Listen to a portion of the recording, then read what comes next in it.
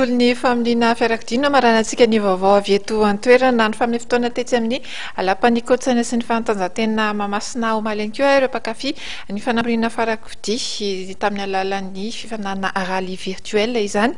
Contest Total Orange FMMSAM telo ambin'ny folo sy roa arivo ity notanterahana ity tafiditra amin'ny dingana fadimy amin'ny fiadiana ny tompon-dakan'i Madagasikara izany ikenor fa moa no nivoaka nandresy tamin'izay.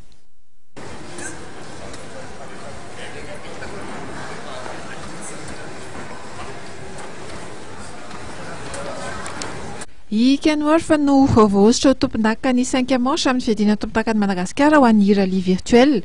Tsy toy ny teo amin'ny 4e manche natao 10 andro lasa izay fa dia nebezaka anisan'ireo mpandray anjara natratra 25 koa izy ireo no tonga tetsy amin'ny lapan'ny fanatanjahantena mamasina omaly. Ireto mpifanina ireto izay nizara vondrona toy ny amin'ny rallye tena izy. Marina fa misy 120 ny épreuve spéciale tamin'ity Contest Total Orange FMMSAM telo ambin'ny folo sy roa arivo ity. 7 kilometatra kosa ny alaviran'ny lalana ny faninanana. Taorinan'izay 5 manche izay dia mbola mitarika vonjimaika aloha hatreto ikenor fa vao amin'ny SO6. Samy tonga ny fanina teto Mahamasina ihany koa ireo kalaza amin'ny tontolon'ny fanamorina fiarakodia toa Andry Mathieu sy Olivier.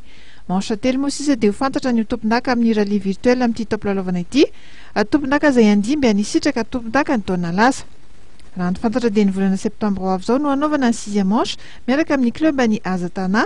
Tsaivina fa ny taona 7 sy 4 arivo nanomboka nahazo vahana teto amintsika ny Rallye Virtuel.